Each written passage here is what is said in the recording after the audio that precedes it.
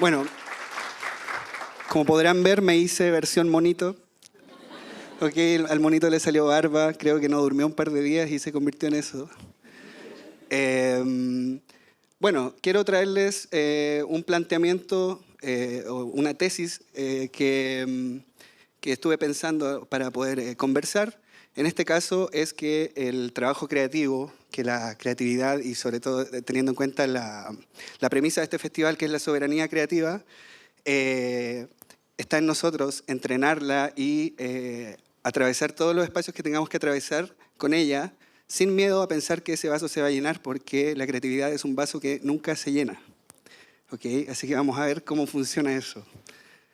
Bueno, me presento primero, obviamente voy a mostrarles algo de mi material para que todos puedan ver algo de lo que hago, pero esta charla igual va a estar un poco más centrada en Common Side Effects, que es la serie que Cecilia les comentaba que trabajé en el departamento de animación 2D, específicamente en los efectos especiales. ¿Vale? Les voy a contar un poco también de cómo se trabaja en ese mundo, ¿cierto?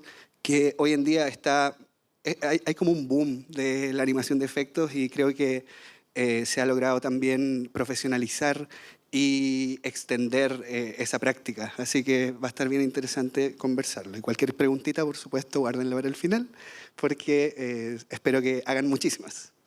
Como profesor, eso me encanta. Ok, creo que después del slide que viene ahora va a salir un video, ¿ya, chiquillos? Para que lo sepamos. Entonces, bueno, básicamente ya la Ceci dijo mi biografía, así que me lo puedo saltar, pero sí quiero decir que en este viaje, en esta década y media de viaje a través de la industria de la animación, me he encontrado con esta instancia tan enriquecedora que es estar en vivo junto a otros artistas, ¿ya? Es algo que quizás, y hoy día estábamos teniendo una conversación al respecto, uno quizás no piensa en ese valor agregado que está en la universidad, que es compartir con otros artistas. Y todos somos artistas en formación, pero vaya que sirve ver el computador del que está al lado y decir, ¿qué? ¿Se puede hacer eso? Oye, no se me había ocurrido esa técnica.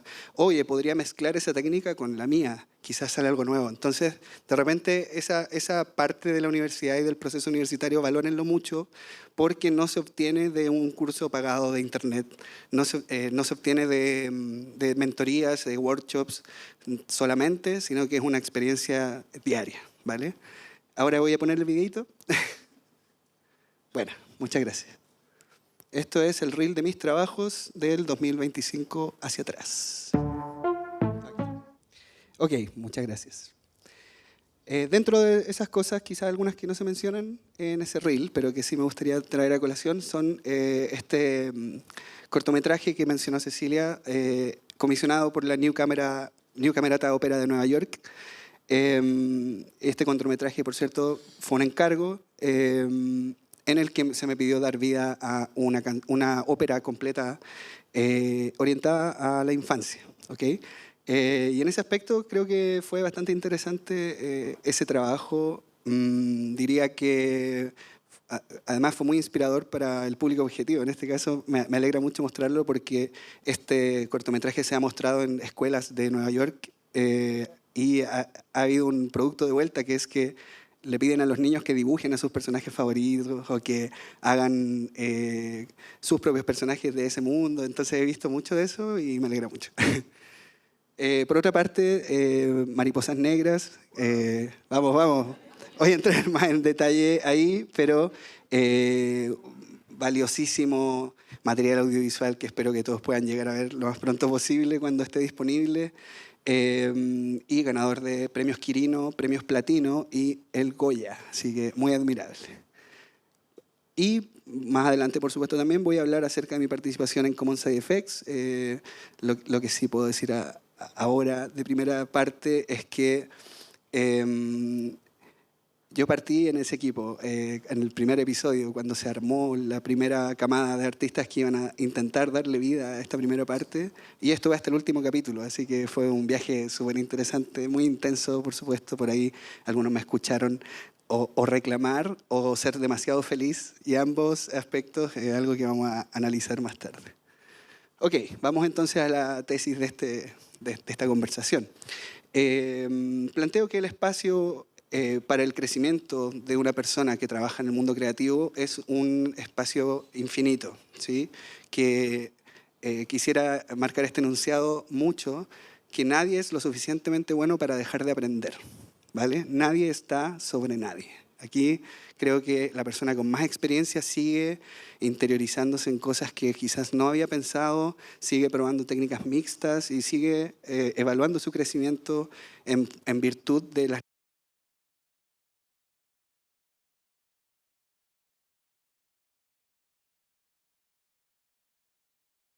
La animación tradicional es un 10%, el cutout es un 60%, la postproducción es otro 30%. No sé si estoy chuntándole a la matemática, si me queda algún porcentaje por ahí volando, quizás sea la depresión y el llanto, pero, pero sí puedo decir que hay un enriquecimiento enorme que uno puede encontrar en este proceso, en el que como se plantean metas nuevas, se transforma al artista. El individuo entonces pasa por procesos de metamorfosis constantes si es que quiere, ¿ok? Por lo mismo, me falta una cosita, por lo mismo planteo esta conversación desde el análisis del deber ser, que es un concepto filosófico planteado por Immanuel Kant respecto a lo que deberíamos hacer en la vida basado en la moral y la ética, ¿ya? Pero lo vamos a plantear y después profundizar desde el punto de vista del artista, desde el profesional del arte, ¿ya? Que igual eso es súper amplio, espero que le pueda llegar a la mayor cantidad de diversos artistas y no solo animadores en este caso. Ok, entonces les voy a contar un poquito de mis inicios y lo que marca esta conversación también es este junte de dos artistas que nos hicimos llamar juntos, y esto solo lo sabíamos nosotros en verdad, no es que lo socializábamos y le decíamos somos el Team Soraya, pero, y le pusimos Soraya obviamente por la artista Soraya, porque tenía esa canción y sonaba muy bien, pero con Diego Soto, un artista de motion graphics increíble del estudio Believe, ya que ahí nos conocimos, y yo, entonces, formábamos este equipo en el que ambos teníamos ambiciones gigantes. Queríamos comernos el mundo y queríamos aprender, aprender y aprender. Entonces nos dimos cuenta que en eso había una virtud, en esa exploración de quizás no desde la academia, sino que desde el hacer, sentir, crear, probar, destruir, armar y volver a armar, ¿cierto? Hacíamos cosas que nos parecían muy fuera de nuestro rango, ¿cierto? Yo vengo de una formación académica bastante pobre y que se convirtió o devino en una formación como por mi propia cuenta, ¿cierto? En esa autonomía que intenté tener, entonces aprendí cosas que no necesariamente son correctas. Hoy en día yo veo estas animaciones y por supuesto le encuentro muchos errores, pero también le encuentro muchos aciertos que vienen desde ese no saber. ¿Ok? Entonces en esa exploración yo no me quise quedar solo con el no saber, me quise quedar con ¿y qué pasa si pruebo esto? ¿Cierto? Entonces en esos tiempos de oficina, por supuesto se nos permitía una gran libertad creativa y había sed de crear en la oficina, pero nosotros en particular quisimos potenciar eso y llegar como decía, a probar cosas. Entonces en ese tiempo no existía, o por lo menos no se usaba, y cuando digo ese tiempo suena muy antes, pero en verdad es el 2012, ya no es tanto atrás. Pero en ese tiempo no se estaba usando mucho usar tradicional porque quita tiempo, básicamente. ¿Para qué lo vas a resolver con tradicional si lo puedes hacer en After Effects? Me decían. Y yo sé que todos tienen un poquito de miedo o resistencia a ese tipo de industria, ¿cierto? Como la de los comerciales, la del motion graphics. Como que incluso diría que hay una especie de prejuicio frente a eso, pero al final esa industria también la hacen los artistas, ¿ya? Entonces, de repente tiene que ver con quiénes son los artistas que están haciendo esos productos y no con el producto en sí. Y cuando se cruzan cierta cantidad de artistas que son súper buenos, salen unas cosas que no se te habrían ocurrido que podían salir. Y aquí estoy con varios de los que he trabajado durante la vida y con los que he tenido esas aproximaciones a sorpresas, incluso de, oye, se podía hacer esto, oye, quizás me demoraba una hora más que lo otro, pero mira lo que salió. ¿Vale? Así que diría que también en esa época se consolidó una especie de pipeline que ya se convirtió en el pipeline profesional que ustedes manejan y conocen en la universidad, ¿cierto? Yo creo que ya ustedes tienen el beneficio como de tener esa información depurada por nosotros que tuvimos que un poco lucharla para ensamblarla, ¿cierto? Y sobre todo me refiero a la animación digital, ¿cierto? Porque obviamente la animación existe desde hace mucho tiempo y los procesos están más que claros desde hace mucho tiempo, pero sí en el tema de, por lo menos en ese mundo de producción y de alta producción y de alta demanda, se dio que pudimos hacer ese análisis. Y bueno, con Diego entonces, antes de cerrar eso, con Diego nos hicimos una promesa en ese momento, como mirándonos a los ojos, ¿ya? Y con Diego nos hicimos una promesa de que nosotros mirábamos muchos referentes, ¿ok? Y mirábamos a estudios increíbles del mundo, sobre todo mi estudio favorito de hoy y de siempre, que es Golden Wolf, junto a otros estudios que comparten ese espacio y que eran antes grandes bestias de la animación. Está Buck o está... ¿cómo se llama? PSYOP, y ahí podemos nombrar miles de estudios que para nosotros eran un referente porque eran una meta. Entonces, cuando digo que nos hicimos una promesa, la promesa que nos hicimos fue que íbamos a ser referentes también, ya que íbamos a poder llegar a sacar del lado que sea todas esas carencias que teníamos por estar aquí, ¿cierto? En Chile, donde los recursos eran más limitados, donde la información era más limitada, porque claro, es competir contra una persona que estudió en CalArts, que vienen a una charla y te dicen, mi inicio fue súper difícil, muy esforzado, entonces entré a CalArts a los 17 y, amigo, de más que te costó, pero Latinoamérica, ven. Entonces, claro, nos propusimos eso con todas las dificultades que tenía y cada uno entonces hizo su camino de una manera autodidacta, pero también con objetivos muy distintos sobre el objetivo general. O sea, nuestros objetivos particulares eran muy distintos y nuestro objetivo general era llegar a ser referentes. Yo encontré, y me emociona mucho, encontré esa referencia en ser profe hoy en día. Quizás la encontré antes en los proyectos en los que entré y cómo me emocionaba ser parte de esos proyectos, pero hoy en día me pasa un poco esa misma sensación con ser profe, como poder pasar ese conocimiento sin ego, ¿cierto? Poder pasar ese conocimiento sin esa preocupación que tenían los profes de antes de me va a quitar la pega, ¿cierto? No, para mí es al revés, es como vamos a trabajar juntos, ya tiene un poco más que ver con eso. Entonces, en esa búsqueda de referentes, nunca le quité el ojo a el siguiente, que es un video que va a correr ahora, que es Golden Wolf, que ya lo había mencionado. Así que les voy a mostrar un video que es el video que me voló la cabeza y que me hizo pensar y decir, yo quiero ser como ellos. ¿Okay? Entonces, yo veía este video, lo analizaba, lo miraba de nuevo, devolvía los frames, los avanzaba, los devolvía de nuevo, quería entender el timing, quería entender el por qué, ¿cierto? Quería entender además por qué a mi ser artista le daba cosquillas en el corazón cuando veía esto. ¿Ya? Así que hay que entender que eso no es solo la cosa técnica, tiene que ver con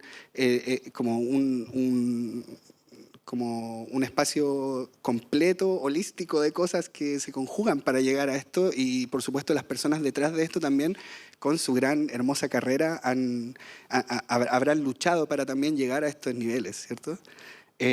Así que ahí queda el tema del referente, va a seguir flotando porque va a volver. Entonces, les cuento un poco del deber ser, ¿cierto? El planteamiento que les propongo de analizar por qué hacemos las cosas y qué es lo que sacrificamos y qué es lo que sumamos en este camino de perfeccionamiento, ¿cierto? Porque cuando entramos a trabajar a lugares que no son nuestra producción, ¿cierto? En este lugar no voy a hacer mi corto, voy a hacer un comercial.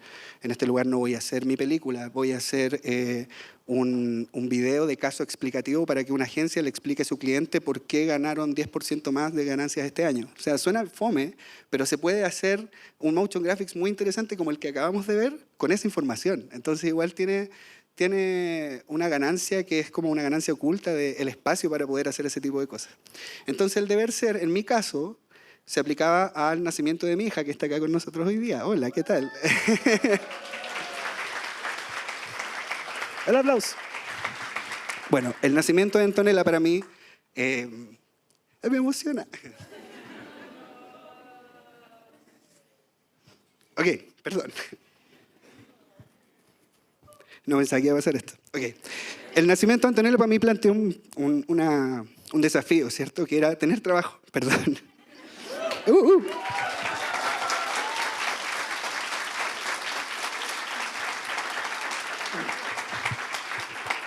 Ok, era tener trabajo. Y tener trabajo podía ser lo que hacía antes de eso, que era cargar camiones, o podía ser trabajar en animación.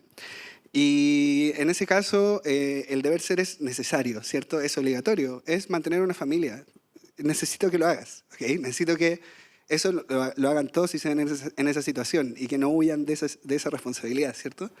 Entonces decidí usar ese deber ser como un motivo, como un motor, ¿cierto? Como una manera de enfrentar, unirse a un mundo laboral un poco hostil, ¿ok?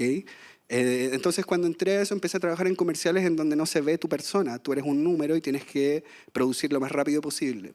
Te vas perdiendo un poco en ese deber ser, te vas perdiendo un poco creativamente. Entonces, de forma objetiva, decidí ser un mejor artista para hacerme necesario, ¿ok? Para hacerme indispensable incluso, para no perder el trabajo. Ese era mi norte. Entonces, en ese norte, y no, nunca nombrando a quién ni cómo, pero en ese norte uno sacrifica muchas cosas. Sacrifica cosas del día a día o sacrifica no ver a la familia un poco también. Entonces, en ese sentido, hay como una trampa en el deber ser, que es algo que ocupan un poco las empresas, que es ver esa dependencia que tú tienes de ellos y explotarla. ¿Okay? Y no quiero decir que solo ocurre en este marco teórico en particular, sino que también ocurre en otros espacios, como por ejemplo, algo que conversamos hace un rato, querer trabajar en la industria del anime. ¿Ya? La industria del anime paga súper poco, y eso es una realidad. No quiere decir que sea mala, es perfecta, pero probablemente, a mi parecer, encaja más con el deber ser de personas que no tienen la responsabilidad de mantener hijos o que no tienen que pagar una casa, que viven con los papás. No sé, yo lo encuentro perfecto y es algo que creo que hay que perseguir, pero de repente no hay que caer en la trampa de que aquello que voy a hacer es tan valioso que tengo que sacrificar mi ser. ¿Ok? Voy a adentrarme más en el concepto del deber ser, pero mucho llanto. Así que sigamos. Ok, entonces lo que hice, ahora voy a hablar un poco de la estrategia que tuve para crecer. Lo que hice fue generar una persona, ¿cierto? Esto se habla un poco en inglés como persona. Generar, es chistoso cuando usan en inglés palabras en español. Es como crearse una identidad aparte, ¿ya? Y esa identidad se llama caraya. No significa que yo esté medio loquito, esquizofrénico, ya pensando como que soy otra persona. Efectivamente somos la misma persona y yo lo sé muy bien. Pero esa cosa que creé es una marca. ¿Ya? Y en ese crear una marca, yo me puse a moldear esa marca de tal forma que llegara al público objetivo que yo necesitaba. En este caso era mi meta final, llegar a Golden Wolf, por ejemplo, ¿cierto? No voy a hacer spoilers. Pero en ese proceso... ese proceso lo hice de forma consciente, no lo hice azaroso. Y planeé la forma de llegar ahí. Y me propuse tener primero el nivel visual suficiente para que me vean. Luego me propuse tener el nivel de comunicación suficiente para que me escuchen. Y así llegar a que eventualmente alguien de ese lugar me viera y supiera que existo. Efectivamente, entonces, en ese proceso me encontró en Instagram el dueño de Golden Wolf. No hay spoilers. Lo que sí, decidí que mi marca tenía que ser en inglés. Y acá tengo un consejo súper importante. Por favor, no se dejen llevar por los comentarios de nadie que les diga que es muy ciútico hablar en inglés, porque esas personas solo van a trabajar en español. Y ustedes van a trabajar en un mercado de billones de personas y esas personas se van a quedar en un mercado de miles de personas.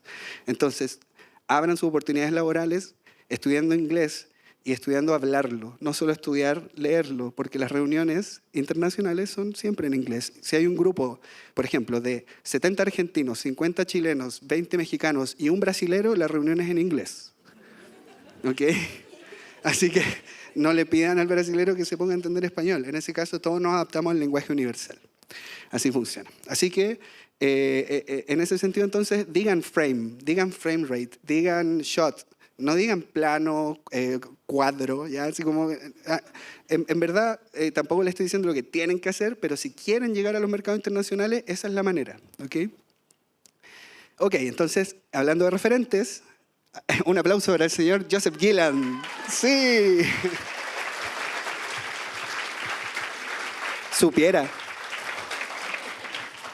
Le voy a mandar un screenshot de esto. Ok. Entonces tuve la suerte de conocer a uno de mis referentes en persona. Generalmente te dicen no conozcas a tus ídolos, pero yo lo conocí y me fue bien. ¿Ok? El señor Joseph Gilland es un animador de Disney de la época de oro del espacio noventero, ¿cierto? Donde quizás todos vimos algunos de sus efectos, pero sobre todo los más destacados son en Tarzán, Lilo y Stitch y Mulan. Y si ustedes se fijan bien en cómo son esos efectos, todos son con la estética de la película mencionada. O sea, los efectos de Mulan tienen una estética oriental en sus movimientos.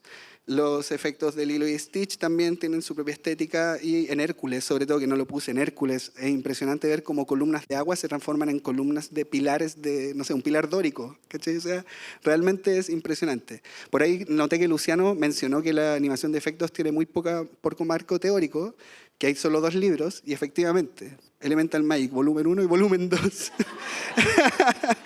Igual hay otros libros, sí hay otras informaciones por ahí, pero efectivamente este es como la Biblia de la animación de efectos. Y lo que hizo Joseph fue tener una manera de ver el mundo que trató de plasmar en esos libros, una manera de entender la física y de entender las dinámicas de fluidos, entender las dinámicas de cómo se rompen las cosas, cómo flotan las cosas, y la transfirió a esta información. Él nos contaba incluso que en algunos workshops que tuvo que dar alrededor del mundo, se sentaba y todo lo que tenía delante eran animadores que usaban software 3D para hacer efectos. Y para él eso era maravilloso, en vez de algún problema, porque les podía enseñar cómo deberían verse esos efectos una vez que ellos hagan play en su computador, ¿cierto? Entonces, de repente, y es algo que voy a tocar también con las IA en adelante, de repente está bueno saber hacer algo y saber que exista, pero si no sabes juzgarlo porque no conoces el por qué, entonces ese algo va a ser vacío. Y quizás alguien hace unos monos de IA increíble, pero nadie, o sea, uno le dice, amigo, está feo. Amigo, o sea, fuera de que le falte un dedo, amigo, no se mueve natural. ¿Cachai? No se mueve natural. ¿Cómo sabes eso? Porque estudio. Entonces, eso es lo que le falta a esas personas un poco, como ese juicio aplicado, y para mí viene de este maravilloso caballero que me enseñó a ver el mundo de otra manera. Entonces, claro, ¿qué pasa con el mundo? El mundo se mueve a 24 cuadros por segundo, si usted quiere verlo de esa manera, pero todos los procesos que ocurren dentro de ese pequeño espacio de tiempo, al verlos en una cámara lenta, nos damos cuenta que es mucho más, ¿cierto? Y que todo tiene un poco de causa y consecuencia, y todo baila como en el espacio cósmico, todo se puede comprender como partículas, vectores, fuerzas, y quizás todo se descompone al final, para mi vista y para la de Joseph, desde la física, ¿ok? Así que algo que tuve que hacer para posicionarme y dejar el deber ser y poner más un poco de un concepto que se llama el querer ser, es decir, yo quiero hacer esto y quiero saberlo muy bien, no quiero solo hacerlo y que se mueva bonito, quiero saber por qué, ¿ok?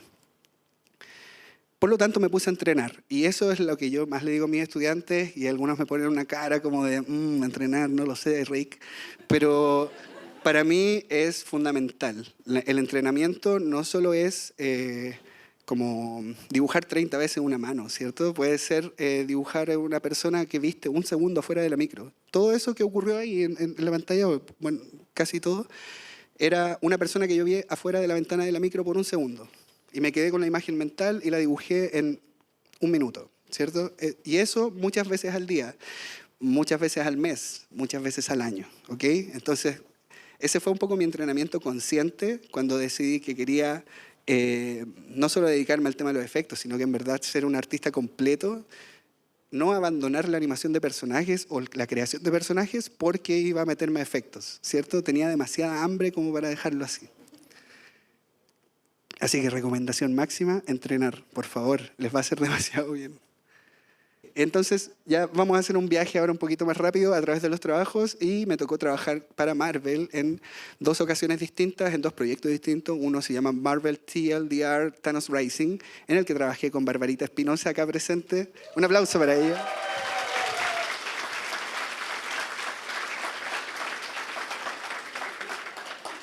Maravilloso proyecto, lo disfruté demasiado. Lo haría 100 veces.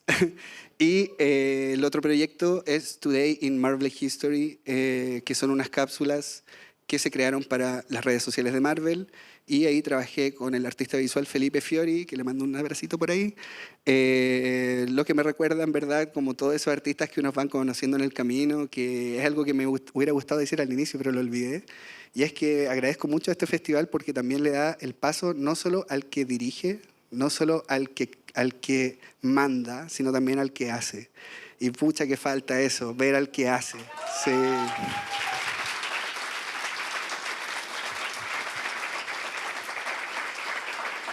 Así que en ese sentido, un saludo mega comprimido para toda la gente con la que he trabajado a lo largo de estos años, que merecen todo y más. Bueno, seguimos entonces. Este empezó antes. Spoiler entonces. Se cumplió, trabajé con Golden Wolf, sí. Bueno, este no fue el primer trabajo que hice con Golden Wolf, pero no quería llenar de trabajos. Sí, me tocó trabajar con ellos, fue una experiencia muy grata. De ahí para adelante he visitado espacios donde están mis referentes constantemente y al final creo que es un balance que se puede lograr. Que no está exento de dudas, que no está exento de problemas, de inseguridades. Por supuesto que 1000 veces me sentí mucho menos que ellos. Hoy en otros días en que pensé que podía comerme el mundo, porque así pasa con el ser creativo, ¿cierto? Yo creo que como no son matemáticas, como no es algo exactamente cuadrado, entonces nos encontramos con esas vicisitudes que también siento a veces pueden llegar a permear a los proyectos en los que uno está y hacer que quede mejor, peor, intermedio, que algún día no quieras ver el computador y que al final es un viaje realmente. Vamos a ver acá también a Mariposas Negras, ¿sí? Así que un shout out para Fernando Toussaint, que está acá presente, y Tomás Cortés.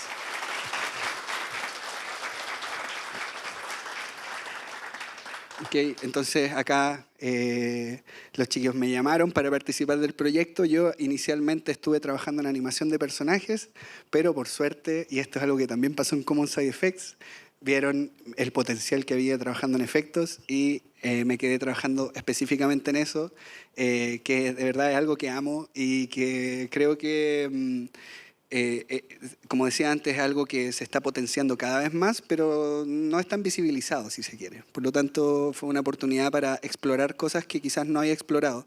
Y algo que puedo destacar de este proceso es que emocionalmente era un poco desgastante trabajar, y yo creo que quizás después puede llegar a mencionarlo también Fernando, trabajar en secuencias donde la emocionalidad de la escena está a pic y hay personas que están huyendo de una tormenta, hay personas que están perdiéndolo todo. Se siente eso, ya cuando uno está haciendo el trabajo realmente se traspasa del guión al artista, porque supongo que claro, uno lo ve como con esa vulnerabilidad del artista y es fuerte realmente trabajar con esos sentimientos tan a flor de piel. Bueno, muchas gracias. Y llegamos a Common Side Effects. Entonces, también mencionar a Joe Bennett, creador de la serie, Steve Healy, guionista, y Benji Brook, que ahí tengo que decir, Benji Brook, uno de mis grandes referentes también de la vida, con quien directamente no llegué a trabajar porque ellos trabajan en Green Street Pictures, que son los que nos llamaron al estudio con el que yo trabajé, pero podía ver todos los feedback que daba, podía ver los red notes que hacía encima de las correcciones que hacían encima de lo que hacíamos nosotros, y realmente eso valiosísimo. Pero yo trabajé en esta producción en el estudio Le Cube, como mencionaba Cecilia, dirigido por Pedro Blumenbaum, con la mejor productora de la historia de la humanidad, Laura Carranza. Grande Laura, sí. Pablo Toulouse y Rafael Almeida como supervisores de animación. Y de verdad los destaco porque fue un equipo muy comprensivo que yo creo que a veces yo les saqué más canas verdes a ellos que ellos a mí, hay que decirlo.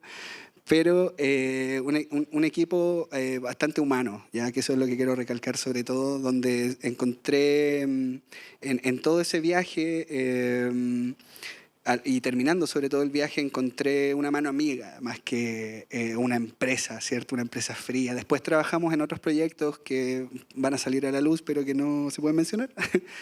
Y les voy a mostrar un poquito más del trabajo dentro de Commons FX, sin antes dejar de mencionar a Benjamín Barros, que es el otro chileno que estaba trabajando en LeCube. Así que un aplauso para Benjamín. Pucha que lo he hecho aplaudir.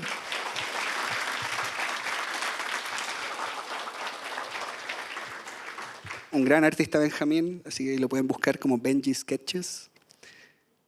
Y ya llegamos a la parte del trabajo de animación. Entonces, el trabajo de animación en el tema de los efectos es un poco distinto al trabajo que se puede ver en el área de personajes, ¿cierto? Porque no existe un layout definido para ti. Tú eres tu layout artist y tú propones, ¿ya? Entonces, mucho de eso era enviar, ver la respuesta, si es que el cliente en Green Street Pictures nos daba comentarios o si es que pasaba del layout, que era, de nuevo, como mi propio frame de referencia, avanzaba el movimiento, después ellos revisaban ese movimiento en un RAW animation, por supuesto, como los que se ven ahí, y después de esa tanda de comentarios teníamos una entrega directamente ya en cleanup. O sea, yo no entregaba un takedown limpio, sino que entregaba un cleanup finalizado. Eso se le pedía a todos los artistas de efectos porque también está el tema de rellenar los espacios, ¿cierto? Y el tiempo, todo eso hay que compensarlo. Entonces, en ese sentido, creo que es una producción tremendamente ordenada. Se trabajó a través del software Shotgun, y nosotros podíamos ver todo el material en vivo. Todo lo que se subía a cada segundo estaba ahí. Entonces yo vi la serie en Animatic, la vi entera. Y después cuando vi la serie en Max, que está en Max para quien la quiera ver, iba notando las diferencias, ¿cierto? Como un poco psicópata, bien fanático también. Pero me gusta hacer ese análisis, en verdad. Y bueno, como les decía, respecto a la manera de ver los efectos y de cómo navegar a través de ellos, para mí y para lo que planteaba Joseph, es muy importante el practicar los efectos, ¿ya? O sea, si tú tienes que hacer un splash de agua, dice Joseph, no lo imagines, hazlo. Entonces vas al patio, llenas una cubeta de agua y le golpeas el agua y ves cómo se comporta. Y solo de primera fuente vas a tener esa idea de cómo trabajar, ¿ya? Eso creo que se me quedó grabado para siempre y creo que trato de llevarlo siempre a mis clases de animación de personajes diciéndoles que graben sus videoreferencias. Graben sus videoreferencias. No hay ningún problema en grabarlas. Lo hace el animador más seco del mundo, lo hace el animador más humilde. No te hace menos artista analizar. Ya piensen en eso, piensen cómo suena eso, analizar, ya no es copiar. Entonces, hay mucho de eso que se llama simplemente proceso, es tener el material, sopesarlo y saber en qué me sirve y en qué no. Así que en el caso de los efectos, corté a una persona para poder ver cómo le salía. Claro. No, lo que sí, esa escena en particular es muy interesante porque es una escena de una película de Akira Kurosawa y eso ocurre realmente en la película, sale ese chorrazo de sangre del personaje y lo hicieron con efectos prácticos en esa época. Entonces le ponen una manguera por debajo del brazo y sacan el agua a presión, que parece sangre por supuesto por el color. Así que eso fue lo que se me pidió imitar también. Muy entretenido de hacer. Quiero hablar un poco de los pros y los contras también de trabajar en este tipo de cosas. O sea, obviamente los pros y el más considerable de todos es que aprendí demasiado de técnica, aprendí demasiado del how to, del proceso completo. No solo de lo mío, lo que me compete a mí, sino también de producción, también de planillas, también de nodos, que por ahí está el rey de los nodos. También de cómo plantearse frente a una escena, ¿cierto? De repente uno tenía reuniones todos no me acuerdo si eran los lunes o los viernes, disculpen, pero tenía reuniones semanales con dirección y dirección tocaba cada plano y uno podía presenciar el feedback de los compañeros y así tener una visión global de lo que busca el cliente, porque eso es muy importante. ¿Qué quiere el cliente? No qué quiero yo. ¿Ya? Yo puedo entonces impregnar de mis conocimientos y mi arte esta escena que es para otro, que no es para mí. ¿Okay? Entonces también tiene que haber algo de aprendizaje respecto a no enamorarse de las obras que no son mías. ¿Okay? Si algo es de mi autoría, ámalo, así, claro, ámalo con todo tu cuerpo. Pero si es algo de una autoría ajena y te piden cambiar algo que acabas de hacer completo y hay que hacerlo de nuevo, bueno, hay que hacerlo de nuevo. Si te están dando un sueldo para que estés sentado haciendo lo que te piden y si te piden el mismo plano 30 veces en un mes, si no estás trabajando por segundo animado, obviamente, dale, te lo hago 30 veces, ¿qué más quieres? ¿Cachai? Si es por segundo, obviamente no. Y ahí hay que tener mucha precaución y mucho ojo con el trabajo del segundo animado porque de repente hay clientes incluso en estudios y estudios de animación que no entienden ese espacio que tiene que existir para el desarrollo del trabajo, ¿cierto? Entonces te piden correcciones sobre el mismo plano, sobre el mismo plano, sobre el mismo plano y te das cuenta que en un mes hiciste 2 planos y ganaste el valor de 2 planos en vez de tener lo que debiste haber ganado, que eran 20 planos, qué sé yo. Así que mucho ojo con, si les pasa a esos chiquillos en cualquier estudio, salgan de ahí, ¿ya? No se queden como con la esperanza de que, o incluso si es una producción que siempre quisieron trabajar, no vale la pena, no vale su tiempo. Ustedes están trabajando por un fin y ese fin no es solo el reel, es su paga mensual. Tengan mucho respeto por eso, porque de repente dicen ese dicho que es muy manoseado, que el trabajo dignifica, ¿ok? Pero la dignidad no proviene del hecho de trabajar, proviene del hecho de poder sustentarte. Por lo tanto, no sacrifiquen su sustento, por favor. Ok. El lado malo que puedo mencionar es la resiliencia que hay que tener frente a producciones que no son tuyas, ¿ok? En este caso, y con mi obsesión mencionada antes, yo revisé cada plano que yo hice versus el plano que terminó en la película, ¿ok? O en la serie, perdón. Y me di cuenta y constaté claramente que un cuarto de mi trabajo fue reemplazado, ¿ok? Un cuarto suena bestial y en cantidad de segundos de animación sí lo es. Yo produje cerca de 320 segundos de animación para toda la serie y un cuarto de eso fue cambiado en las retomas. Pero eso no me pasa a mí nomás, eso también le pasa a todos los mejores animadores del mundo. Nadie está exento de que llegue el director y diga, después de que uno ya entregó, ¿cierto? Y se fue y cerró la oficina, que el director diga, esa toma ahora quiero que haga otra cosa. No significa que tu trabajo sea malo, significa que el director quiere otra cosa. Y ya. Entonces, claro, puedo decir que es lo malo, pero en todo lo malo hay algo bueno y en todo lo bueno hay algo malo. En lo bueno también mencioné cosas malas, entonces mencionemos acá que esa resiliencia también te puede servir de manera práctica para saber hacia dónde apuntar, ¿ya? No tiene más ciencia que eso. Sí puedo decir que la temporada de Common Side Effects 2 ya va a estar en producción a finales de año y en ese aspecto yo he analizado mucho la serie para ver también en qué fallé. O quizás no es la palabra fallar, pero es qué cosas no logré hacer de la forma en la que el director o directora quisiera analizar, ¿cierto? Entonces me di cuenta de un tema muy particular que es que la mayoría de los humos que se reemplazaron tenían un estilo gráfico que yo no hice, que yo no planteé, sino que tiene que ver más con la modernidad, se parecía un poco a los humos que aparecen en Arcane, ¿cierto? Como que tiene una estilización muy particular, que además es la misma que se está usando en otras producciones porque está un poco de moda, ¿ya? Y yo entendiendo eso, ¿tú crees que me voy a enojar? Todo lo contrario, me pongo a pensar, la próxima meta que voy a tener es yo animar esos planos como los quiere el cliente y no voy a tener ni un... Apague esto. Parece que lo apagué. Y no voy a tener ni un problema. ¿Sí? Ya. Entonces les voy a mostrar un compilado de algunos de los efectos que hice para la serie, ¿vale? Algunos sí están en la serie, algunos no están. ¿Quién va a averiguarlo? Ya veremos.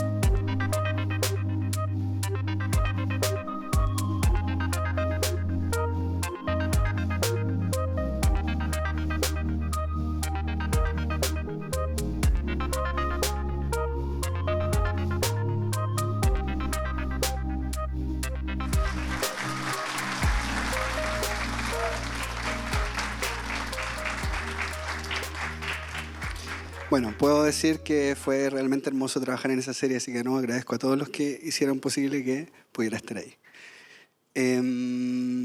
Bueno, quiero cerrar entonces este espacio con algunas reflexiones respecto al marco teórico planteado del deber ser y de los referentes y de la creatividad. Bueno, esta frase habla un poco por sí sola. Crear no es producir, ¿ok? Crear es algo en paralelo que pasa junto a producir, y producir es algo un poco más objetivo que crear. Producir es algo que tenemos que hacer, que si nos planteamos un proyecto, realmente hay que ponerse esas metas de una manera clara y esperar lo mejor de ese proceso. Por ahí la Kat mencionaba, ¿cómo se llama? Ahí se me fue la frase exacta que mencionó la Kat.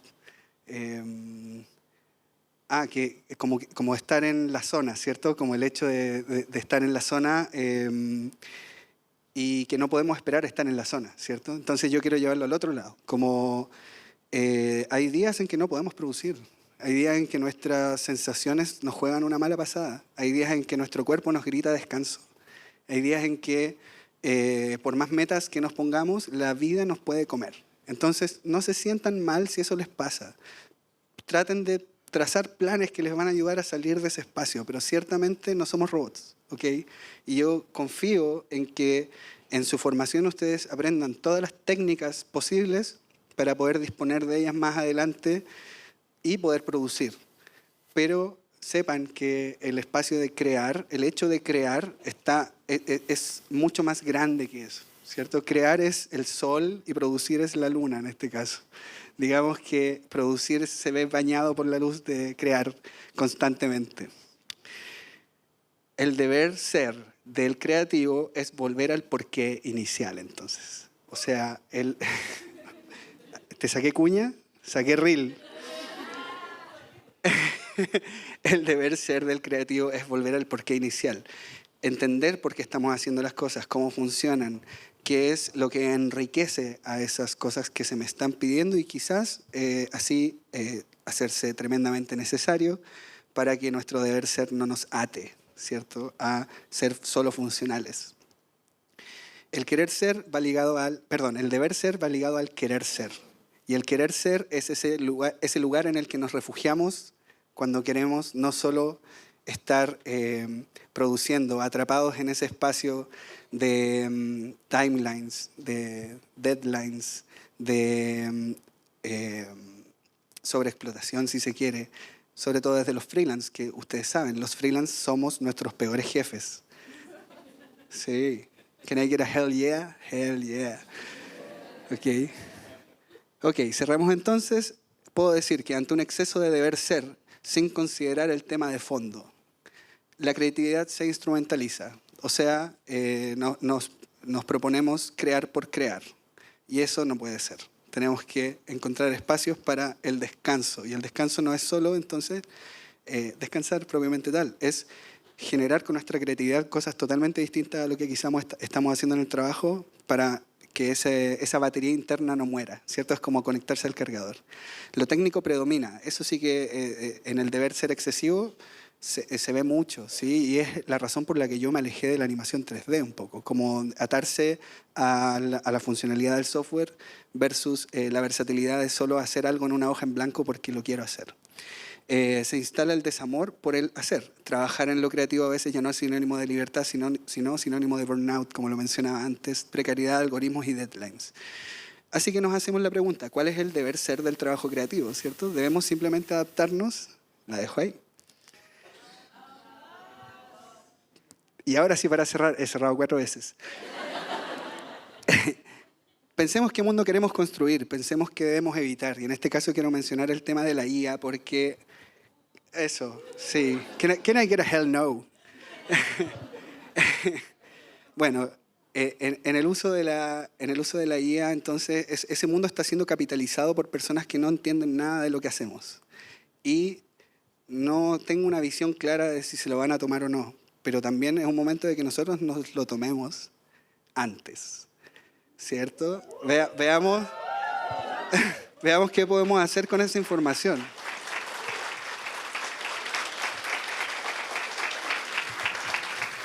Gracias. Veamos qué podemos hacer con esa información. Yo creo que queda mucho por investigar y no solo nos corresponde a nosotros, como los que estamos acá parados, sino que les corresponde a ustedes entenderlo y sobre todo le pido a las autoridades tales como Animachi que se pongan los pantalones y que empiecen a hablar acerca de legislaciones que no solo los benefician a ellos, sino que benefician a toda la industria. Muchas gracias. Hola. Hola. Para empezar, me gusta mucho lo que hace. Estoy... Y ya, tengo unas cuantas preguntas que me atacaron. A ver, para empezar, ¿cómo hace para conseguir trabajo? Y también, ¿cómo no pierde las ganas a la hora de animar? ¿Y cómo sobrelleva la comparación y la frustración? Buena pregunta, muchas gracias. Primero, para tener trabajo, el trabajo jamás va a llegar a ti. Siempre vas a tener que buscarlo tú. Y la forma de buscarlo a veces es directa o a veces es indirecta. La forma directa obviamente es meterte a cualquier página, y esto háganlo todos, en verdad, con mucha valentía y con mucho arrojo. Se meten a las páginas de los estudios, ponen información, contacto, buscan los mails y le mandan mail. Y de repente no te van a responder 80 mails, pero te van a responder uno. Y ese uno es tu próxima pega. Después, otro que no te contestó, te va a llamar a los 2 años y te va a decir, guardé tu contacto, y te va a llamar a otra pega. Entonces, eso es un campo que uno va a hacer, uno va a plantar muchas semillitas que van a germinar con el tiempo, ¿ya? Y de verdad que lo recomiendo mucho porque la forma indirecta también, que me ha funcionado mucho, es tener redes sociales que muestren tu trabajo, y a través de esas redes sociales he obtenido quizás un 40% de todos los trabajos desde que salí del estudio en el que trabajaba en adelante. Así, siendo freelance, realmente me he dado cuenta que exponer su trabajo es suficiente para llegar a esos lugares, pero si tú no haces esa búsqueda consciente y personal de ir estudio por estudio, no van a llegar a ti. Eso. Y respecto a la frustración... Y la comparación. Por supuesto, comparación es obligatoria. Tienes que compararte. No puedes no compararte, si no, no vas a mejorar. Y la frustración todos los días. ¿La tengo todavía? Bueno. La tengo, está acá. Así que no va a desaparecer. Así que pero... le consigo un psicólogo. Le consigo terapia. Por supuesto. Bueno. No va a desaparecer, pero puede controlarse. Y sí puedo decir que uno puede ir eligiendo por qué frustrarse. Así que, como lo que mostraba antes, solo me voy a frustrar por esas cosas que yo realmente quería mostrar, ¿cierto? Y que no salieron porque tienen NDA y no las pueden mostrar, como un videoclip que tengo que le hice a Travis Scott, a 21 Savage, a Ghostface Killah de Wu-Tang Clan, y algo que jamás voy a poder mostrar de forma pública. Así que frustración va a estar ahí, pero uno tiene que entonces elegir dónde pone sus emociones. Ya, muchas gracias. De nada. Vaya a tener que hacer un corto tú nomás. Oh. Que llegue alguien que lo quiera producir porque tengo algo ahí. Bacán. Otra mano levantada. Por favor. Ya, y después la Andrea, que es su ayudante. Alanto. Alanto. Martín, mira. Lo tomaron. Después Mayanto tú. Después de... Hola, aquí. Hola. Bueno, la verdad, yo soy una colada aquí, no soy de la universidad, soy de otra universidad, pero misma carrera, animación Perfecto. digital. Mi nombre es Jade y la verdad es que he estado metiéndome un poco en el mundo de esta información y lo que es los portafolios. Posiblemente con esto de tener que ir aquí a mandar mail para todos lados, ¿cómo fue el primer portafolio? El primer portafolio sin experiencia y con proyecto propio, así ¿cómo lo desarrolló, cómo lo armó? Me hubiese encantado mostrarlo porque estuve a punto de ponerlo en la presentación. Oh. Mi primer portafolio era pésimo. Pésimo. Duraba 4 minutos y medio. Le puse la banda sonora del juego de Super Nintendo de Jurassic Park. Mostraba una toma por 1 minuto y medio. Como, de verdad, era pésimo. Pero lo que sí puedo decir es que en esa construcción del primer portafolio traté de meter la mayor variedad de cosas que me di cuenta que eran vendibles. Por ejemplo, un poco de cleanup, un poco de 3D, un poco de 2D. Y en todo eso, algún cliente iba a ver esos 5 segundos que le iban a servir. Entonces, lo que puedo decir que puedo depurar como información para que no hagan es no pongan un video tan largo efectivamente y solo manden un material. O sea, no manden varios videos que les gustan, sino que háganse efectivamente un reel que dure ojalá 1 minuto 15 máximo, ¿ya? Con eso va a ser suficiente, pero sí procuren de que sea el mejor material que tengan. No metan algo porque a ustedes les gusta, métanlo porque es estándar de industria. Eso es lo único que les va a llevar a tener un buen trabajo. Muchas gracias. Me hice fan ahora. Yes. Por ahí va, por ahí va.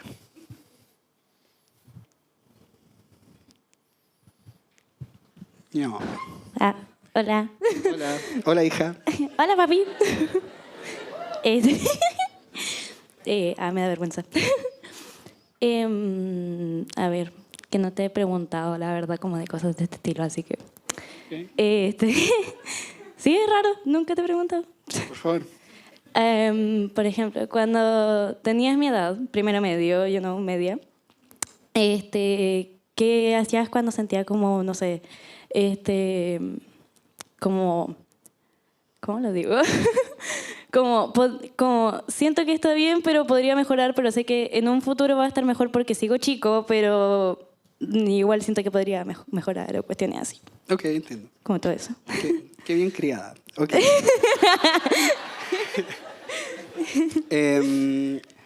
Creo que no pensaba mucho en eso. Okay. Creo que pensaba más en el hacer por hacer que en el producto que podía venir después de eso. Y ahí hay una ventaja grande que pueden tener tú o tu generación respecto a que pueden ilustrar en el teléfono, con el dedo.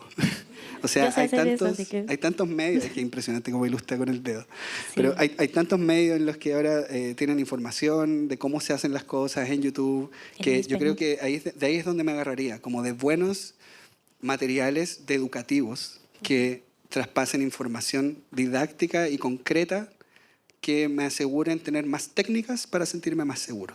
Creo que va por ahí.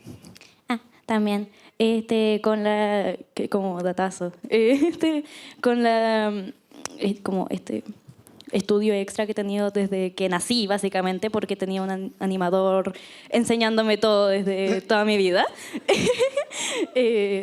que también me hacía juegos para aprender a dibujar y hacer anatomía cuando estaba chica. He aprendido a dibujar muy bien y estoy orgullosa de mí misma, la verdad. Muy bien. Ay, me emociono. Eso. Ñao, te amo.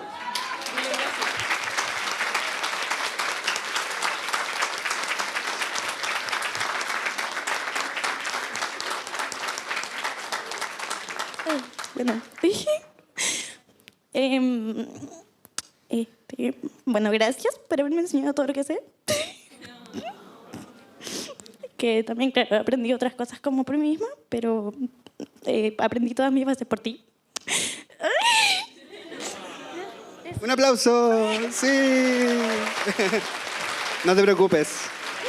Muchas gracias, mi amor. Muchas gracias. Bueno, mi pregunta igual como que va más en el ámbito de la animación, no como tan emocional, lo siento, Por pero supuesto. es como más que nada, ¿qué nos puede decir para buscar como nuestra propia identidad en animación? Porque igual es como compararlo con la música, como con el tiempo se van acabando las opciones y se va acabando como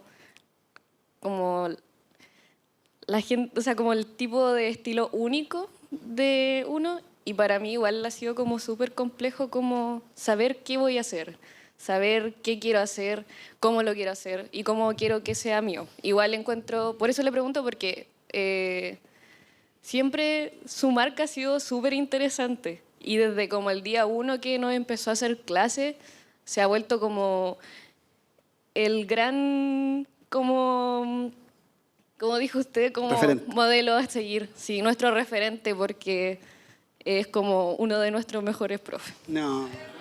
Muchas gracias. Ya, muy gracias.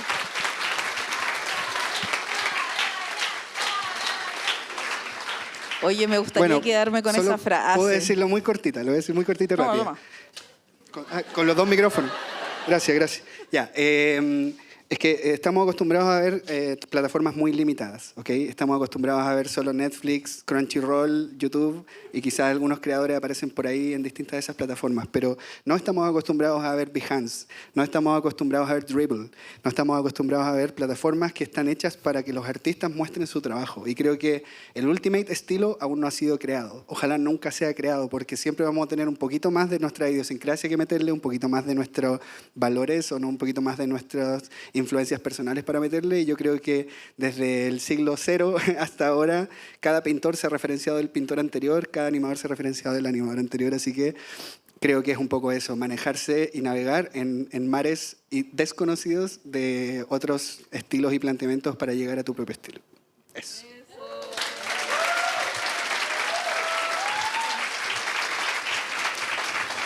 Yo quería cerrar como lo que decía tu estudiante, está tu ayudante por ahí, la Andrea.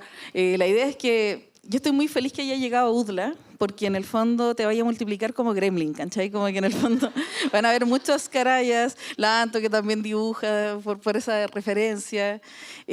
No sé, siento que una de las cosas que, bueno, aparte de técnicamente ser muy hábil, tenéis un rollo como de la justicia y del buen trato, y es un interés, ¿cachai? Entonces creo que también tenemos que empezar a acostumbrarnos a ser bien tratados, a no sufrir haciendo lo que hacemos, y por eso me gusta que seáis profe, y creo que fue una tremenda charla y me emocioné un montón. Muy buena, muchas gracias. Y es que en verdad el trato es algo político y es una decisión. Sí. Así que quédate acá. Ok.